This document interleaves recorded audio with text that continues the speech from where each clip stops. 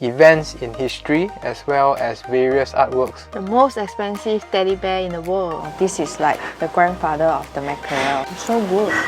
This is too good. Very oily, look. Oh my god. Luxury star tomato. If you are in Jeju, just buy any of the tangerines. I bet that it will be sweet.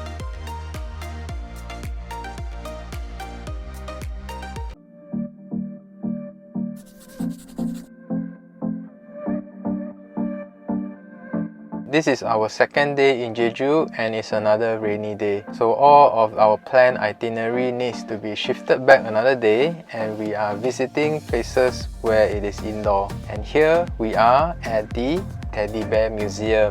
It costs about 12,000 won to go in, but if you buy it through KKday, it only costs approximately 10,000 won. So do purchase it through KKday. You can even buy it on the same day. So the Teddy Bear Museum is a very interesting place, especially if you like teddy bear. It's definitely a must visit. Inside the museum, they use teddy bear to recreate a lot of events in history as well as various artworks. So some of them is quite funny, and also they have various antique bears on display. They even got 2 Guinness Book of World Records bear inside. One is the Louis Vuitton bear, The most expensive teddy bear in the world. and the other one is the smallest teddy bear in the world, and it measures about 9 mm. Highly recommended to come. If you are a teddy bear lover.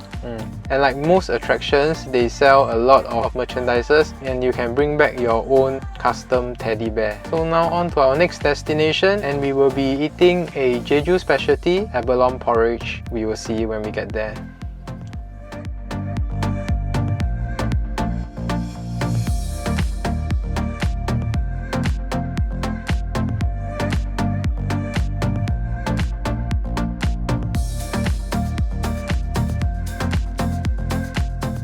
Seafood feast. So we got abalone porridge, grilled abalone, grilled mackerel, free stir-fried pork.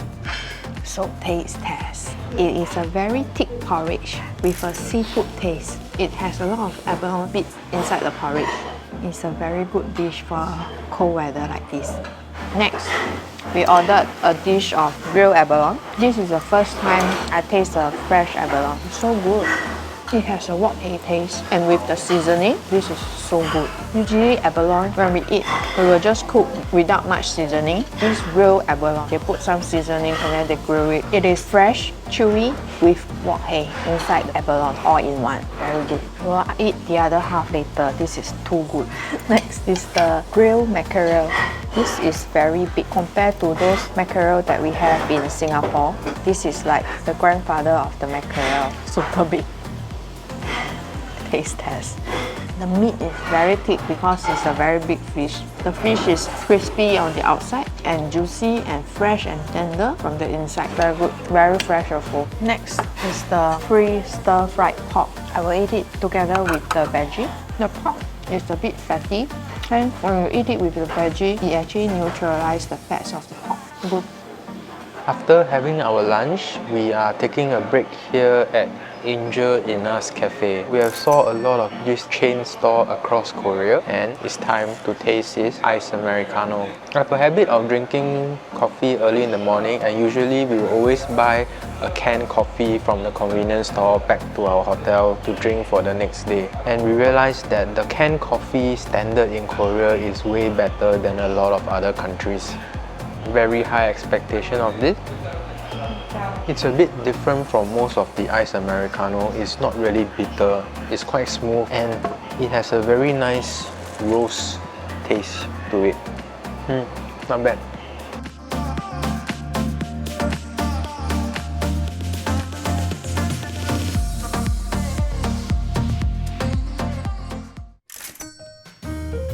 We are now back at our accommodation. After we left the cafe, we went to the Sagipo Ole Everyday Market, where there's a lot of stores selling snacks and food, and also the Korean tangerines. This is the famous Jeju Halabong. It's very easy to spot them because of the protruding stem. So we bought 2, And this supposedly is a tangerine called the red hyang.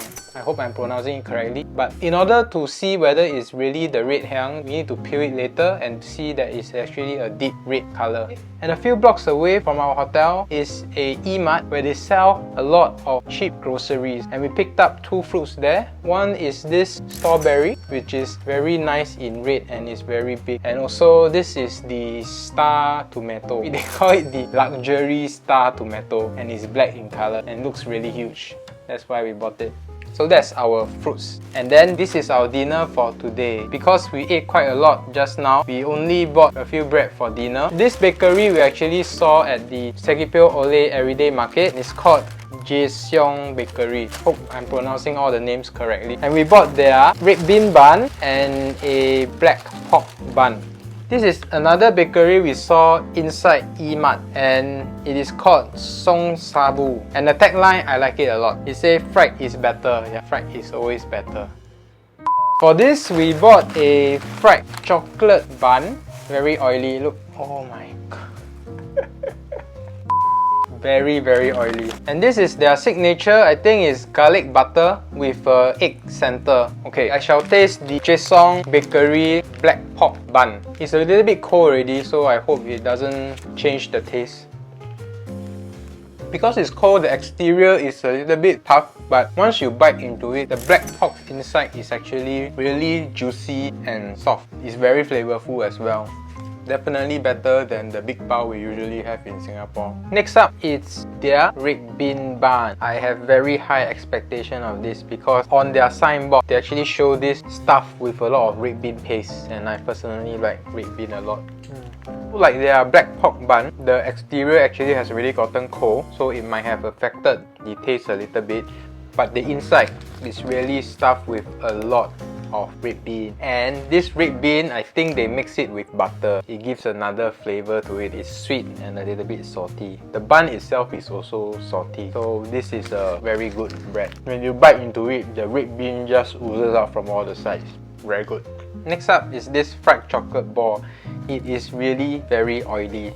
There's a paper that they used to wrap it with. It has already been soaked with all the oil. So looking at it, I don't really expect much, but let's see how it tastes. The whole thing is fried, and once I bite into it, I can already feel that it is really very oily. And on the first bite, I didn't actually get to the chocolate portion of it. So honestly, I can't really taste the chocolate that well, maybe because it's really too oily. It's like a fried piece of dough. Inside it is airy and then it has a little bit of chocolate. But once you bite into it, actually all you taste is the dough and the oil. I don't really recommend this. Maybe it's because it has already gotten cold since we bought it. Maybe if it's freshly fried, it will be crispier and nicer, but as it is now, highly don't recommend. And the last food item before we move on to the fruits is this signature garlic butter with egg ball. Okay, this is actually not garlic butter. I think the garlic butter is only at the top and it's only a little bit. But what is inside is actually a whole egg with a piece of turkey ham. Not too bad. It's not as oily as the chocolate ball just now. The exterior is actually crispy because they have little crumbs at the top, and inside is a bit salty because of the egg as well as the turkey ham, and the bread is very thin. It's actually not bad. Next up is the fruits that we have bought. So this is the halabong. It is native to Jeju and it has the name because of the Halasan mountain here at Jeju. You can easily spot it because it has a protruding stem, and this tangerine is actually a crossbreed between the Kiyomi orange and the Ponkan citrus fruit. I'm not sure if this is called the membrane. The membrane is a bit thick, but once you bite into the pulp of the orange, it's really very sweet and juicy. It's really very nice. As you walk into the various Jeju market, they actually sell a lot of different oranges and tangerines. So in order to know more of them, we actually search online for more information. And the thing is that most of the stores usually sell it in big boxes, so it's like a box of at least 4 to 10, but you can actually ask to buy half of it. So next up is this. When we saw the sign, we thought we saw that it is called the red hyang, but it doesn't have the signature reddish color, so we are not sure if This is a different kind of fruit. Never mind, I'll just taste it. This is also as good. The membrane or the skin is actually thinner than the halabong, but the pulp is as sweet and juicy. Let us know if you know what is this called. It's really orangey. It's not reddish, but it's still good. But the surprising thing is that both of them peels really easily, and they are both really very sweet. So if you are in Jeju, just buy any of the tangerines. I bet that it will be sweet. Next up is this strawberry and this luxury star tomato.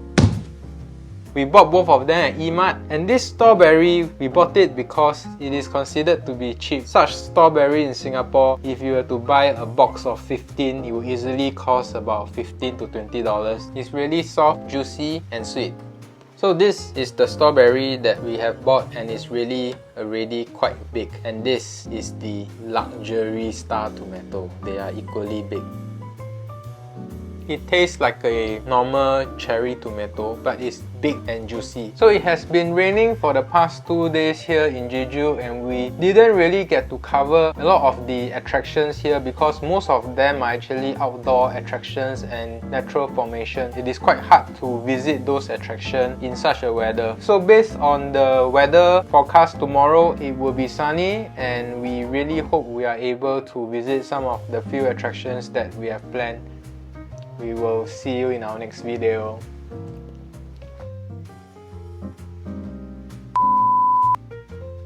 The best to spot is